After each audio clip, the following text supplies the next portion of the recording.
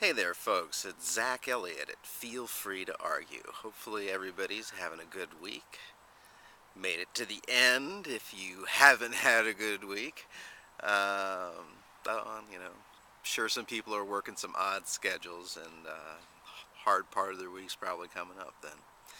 Condolences if that's your case. Um, just wanted to talk a little bit about some stuff that's been in the news. It's going to be kind of a hodgepodge vid, and not going to spend a lot of time on any one particular topic. We're just going to kind of do a survey. A lot of stuff seems to be going on. A lot of things have been catching my eye. I've got a little bit more time to do research this week since my kids have been in camp.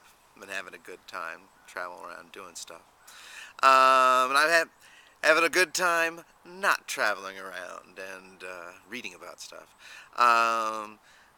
As far as the whole thing going on down in Honduras, I want to say is deeply disappointing in terms of the Obama administration. He basically says that it's a coup, but doesn't officially call it a coup. In fact, we're still,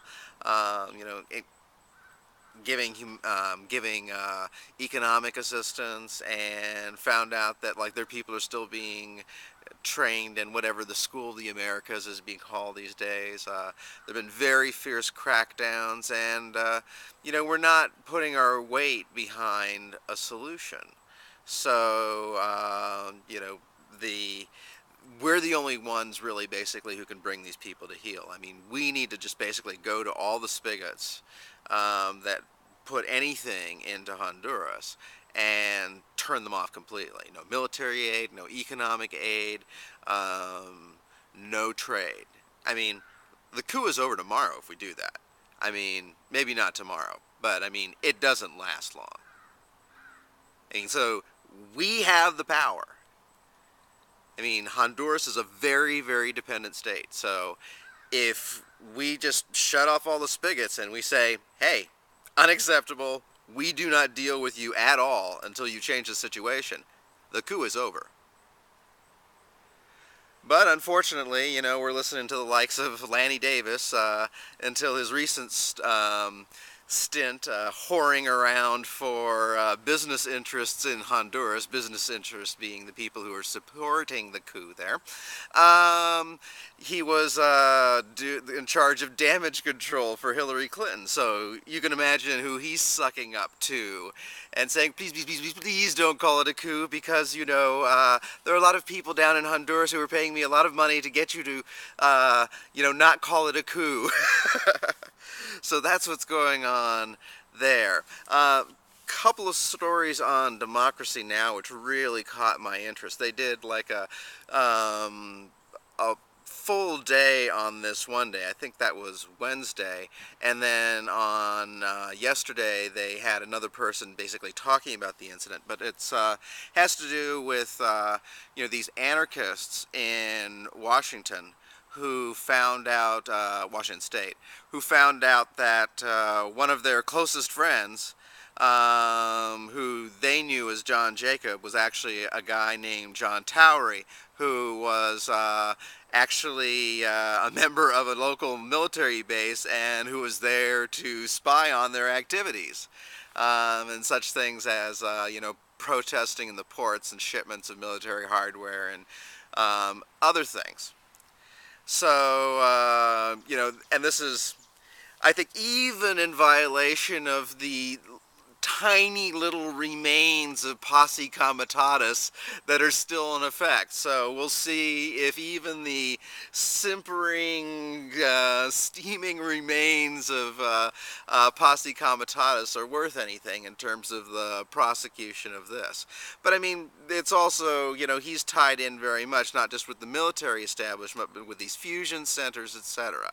And there's correspondence going all around the country regarding his activities in Washington. So always tied in completely to this network, the same network that was part of, the peace activists who were spied on in the Baltimore area, which I talked about in an earlier vid. And this is all just kind of part of the generalized criminalization of dissent in this country, where you're not going to be permitted to speak your mind without, having your rights really grossly violated. And I mean, that's the situation. I mean, this is the way things are evolving. And because people don't put up a big stink, because, well, first of all, there's very little coverage of this incident in Washington, okay? It's on Democracy Now!, which technically is the fringe. And then, but then, it doesn't kind of get on the plate of the nation. It doesn't become a priority. And therefore, it's not going to be anything that gets Obama's attention, which means it's not anything he's going to respond to, because we know he only responds to pressure. He's exactly like Clinton that way. Don't expect anything different.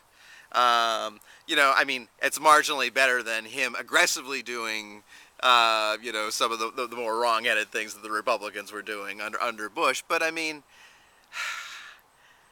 damn it if that ain't, damning with faint praise there. I mean, and we've got to get our heads out of that kind of expectation. It's like, oh well, he's better than Bush. Fuck better than Bush. Let's talk about having like a real country again that means something. What else did I want to talk about? Oh, and then today they had the parents of John Walker Lindh on talking about his whole deal, and it just really kind of put me in mind of something that was, and I'm sure it still is, the kind of the critical framework for looking at persuasion in terms of the people who study persuasion now, the field of rhetoric, and that is that this is they have a situational approach where they look at all the factors that are in the environment. And hearing this, particularly his father talk about it, he was always kind of orienting them to what was happening in the kind of greater environment while certain events in the story were happening. And it was just really interesting to hear them talk about their son and what he went through and his whole evolution into the American Taliban. And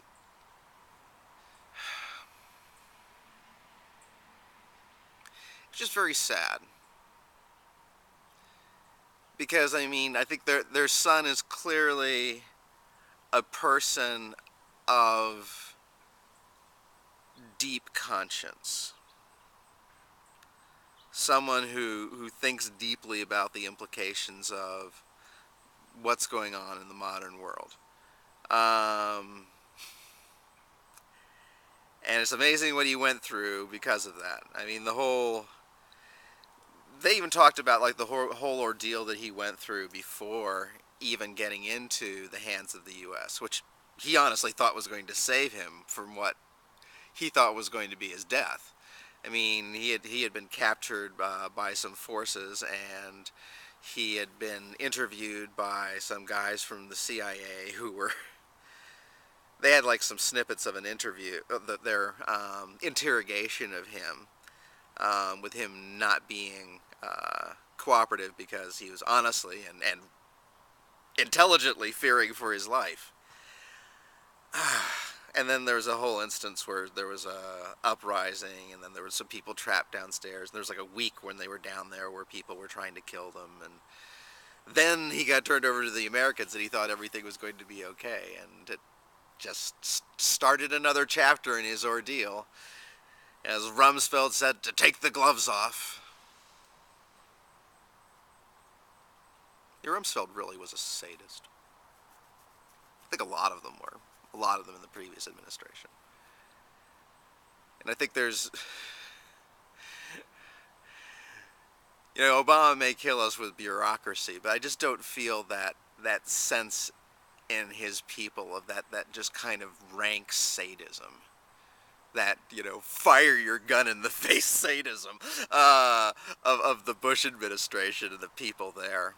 I mean, I just think they were about as rotten as it comes for human beings.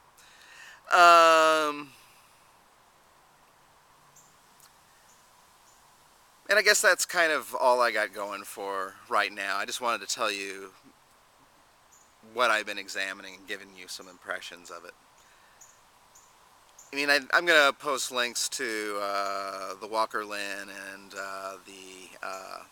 the other stuff, the anarchists exposing the guy in their midst. And I think these are all worth seeing, but I know you guys don't have, like, you know, millions and millions of hours to watch all this stuff. Which is why I make videos, so you can kind of keep appraised of it without having to watch the whole thing. In any event, hope everybody's having a good week. Leave your impressions about these stories, and we'll be talking to you more soon. Bye-bye for now.